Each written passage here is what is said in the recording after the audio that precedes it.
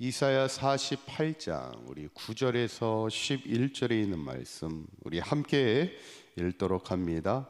내 이름을 위하여 내가 노하기를 더디할 것이며 내 영광을 위하여 내가 참고 너를 멸절하지 아니하리라.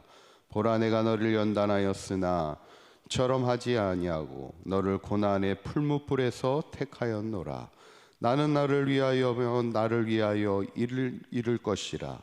어찌 내 이름을 욕되게 하리요 내 영광을 다른 자에게 주지 아니하리라. 아멘. 우리가 새벽 시간에 계속해서 우리 이사야 말씀을 함께 나누고 있는데, 특별히 이사야 40장 이후에는 하나님이 유다 백성을 향해 희망의 말씀을, 또 위로의 말씀을 전해주시는 것을 보면 이것이 하나님의 은혜입니다. 유다 백성은 여전히 불순종 가운데 살아가고 하나님에 대해 완고한 백성으로 살아가지만, 그럼에도 불구하고 하나님이 유다 백성을 품어주시고 끝까지 그들에게 힘과 위로를 주시는 것을 보면 그것이 하나님의 사랑임을 보게 되죠. 오늘 보면 48장도 하나님이 유다 백성을 향해 세 가지 위로를 말씀해 주시는데, 첫 번째 위로는 내가 참고 너를 멸절하지 아니하리라, 이렇게 말씀하시죠. 9절에 있는 말씀 다시 한번 읽어봅니다. 시작. 내 이름을 위하여 내가 노하기를 더디할 것이며 내 영광을 위하여 내가 참고 너를 멸절하지 아니하리라.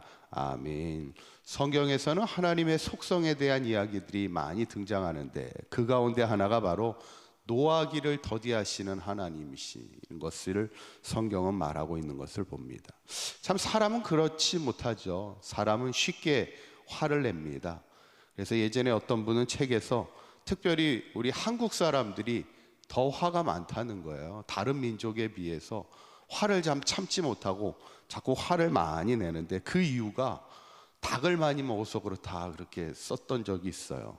왜냐하면 닭이 보통 이렇게 사육을 당하면서 조그만 닭장 안에서 평생 거기에서 나가지고 한 평생 동안 닭장에서만 꼼짝 못하고 살다 보니까 이 화가 닭 안에 이렇게 쌓인다는 거예요. 그래서 그 닭을 많이 먹다 보니까 우리 인간도 화가 많다, 특별히 우리 대한민국 사람들이 화가 많다, 그렇게 설명을 하는 그런 글이 있는데, 뭐 진짜 그렇겠습니까마는 아무래도 우리가 그만큼 화를 잘 참지 못하고 화를 많이 내는 그런 기질이 있음을 이제 설명하고 있는 것인데, 오늘 성경은 우리에게 말씀하는 것은 하나님은 노하기를 더디하시는 하나님이다. 그만큼 우리를 향하여 끝까지 참고 기다리는 분이라는 거예요. 그 이유가 뭐냐면 아무도 멸절하지 않기를, 멸망당하지 않기를 바라는 거죠. 그래서 신약 성경에 봐도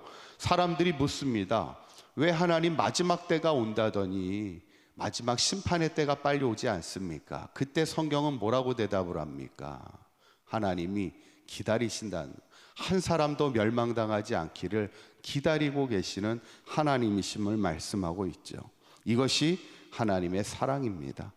두 번째로 하나님이 우리에게 주시는, 유다 백성에게 주시는 위로는 나는 처음이요 마지막이라, 이렇게 말씀하는 것을 보게 됩니다. 12절에 있는 말씀 한번 읽어볼까요? 시작. 야곱아, 내가 부른 이스라엘아, 내게 들으라. 나는 그니 나는 처음이요 또 나는 마지막이라. 아멘. 하나님은 우리의 처음이자 마지막이 되신다는 거예요. 우리가 지난주에 우리 교회 교우 장례가 있었습니다. 그래서 한 번은 울산도 다녀오고 또 한 번은 한백산도 다녀오고, 이렇게 장례를 다녀오면서 항상 느끼는 생각이 뭐냐면, 누군가의 삶의 마지막 시간을 함께 할 수 있다는 것이 참 감사한 일입니다. 장례를 할 때마다 이렇게 드는 생각은, 우리가 태어났을 때 이렇게 축하해 주는 것도 귀한 거지만, 또 삶의 마지막 시간을 또 이렇게 함께 할 수 있다는 것도 참 귀한 은혜의 시간이 됩니다. 어쩌면 성경에서 가장 하나님이 우리에게 주시는 최고의 위로의 말씀 가운데 하나가 뭐냐면, 하나님이 우리의 처음과 마지막이 되신다는 겁니다.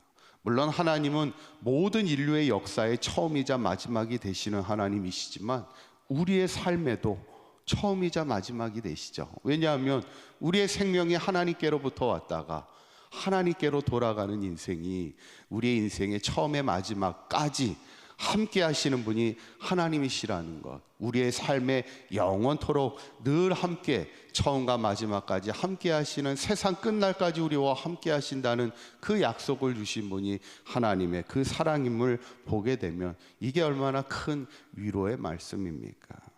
저는 바라기는 우리 사강교회 모든 성도님들이 우리의 삶의 처음과 마지막이 되시고 우리의 영원토록 함께 하시는 그 하나님의 그 사랑을 늘 함께 간직하며 살아갈 수 있는 저와 여러분들의 삶이 되시기를 간절히 축원합니다. 마지막 세 번째 하나님의 위로의 말씀은 마땅히 행할 길로 인도하는 하나님이시라 말씀합니다. 17절에 그 말씀이 나오는데 한번 읽어볼까요? 시작.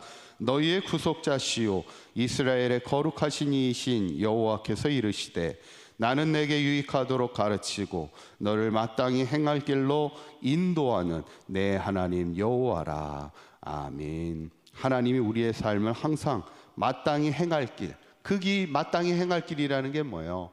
생명의 길로 우리를 인도하시는 분이라는 거죠. 이 고백을 아름답게 했던 사람이 누굽니까? 다윗이죠. 여호와는 나의 목자시니 내게 부족함이 없습니다. 그가 나를 푸른 초장으로 늘 쉴 만한 물가로, 바로 그 생명의 자리로 우리를 인도하신다는 거예요. 여러분, 사실 광야는 푸른 풀밭이 많이 있습니까? 푸른 풀밭이 그렇게 많지 않습니다. 쉴 만한 물가가 많이 있을까요? 쉴 만한 물가는 광야에 그렇게 많지 않습니다. 그런데 다윗은 항상 고백하는 것이, 부족함 투성이의 땅에 살고 있는 광야와 같은 척박한 인생을 살아갈지라도 하나님이 나를 항상 푸른 풀밭에 인도하시고 쉴 만한 물가로 인도하시는 분이 하나님이심을 늘 고백하며 살아가는 겁니다. 어쩌면 우리의 인생에서 중요한 것은 우리가 얼마나 푸른 풀밭과 쉴 만한 물가가 풍성한 삶을 사느냐보다는 하나님께서 내게 정말 부족함이 없도록 나를 생명의 길로 인도하시는 이심을 고백하며 살아가는 것이 어쩌면 귀한 믿음의 삶이 아니겠는가. 저는 오늘 본문을 보면서 하나님이 우리에게 주신 세 가지 이 위로의 말씀을 보면 하나님이 누구신가를 우리에게 잘 설명하고 있는데 이게 감사의 제목입니다. 첫째는 하나님은 우리를 끝까지 참고 기다리시는 분이시고, 두 번째, 우리의 삶의 처음이자 마지막이 되어주시는 분이 하나님이시고, 마지막 세 번째는 하나님은 마땅히 행할 생명의 길로 우리를 인도하시는 하나님이심을 오늘 말씀에 우리가 고백하고 있는데, 이 믿음으로 늘 우리가 하나님께 감사하며 믿음의 길 끝까지 승리하며 살아갈 수 있는 우리 사강교회 모든 성도님들 되시기를 주님의 이름으로 간절히 축원합니다. 기도하겠습니다. 노하기를 더디하시고 아무도 멸망당하지 않기를 끝까지 참으시는 하나님, 우리의 삶의 처음이자 마지막이 되어 주심을 감사합니다. 한평생 하나님의 인도하심을 따라 좋은 길로, 생명의 길로, 마땅히 행할 길로 인도하시는 그 하나님의 은혜를 따라 살아가게 하여 주시어서 오늘 하루도 주님의 인도하심을 따라 찬송하며 살기 원합니다. 감사하며 살아가게 하셔서 마지막까지 이 믿음의 길 승리하며 살아가는 우리 사강교회 모든 성도들의 삶이 되도록 인도하여 주시옵소서. 오늘도 그 사랑의 하나님과 동행하는 복된 하루가 되게 하여 주실 줄 믿사오며 우리 주 예수 그리스도의 이름으로 기도하옵나이다. 아멘.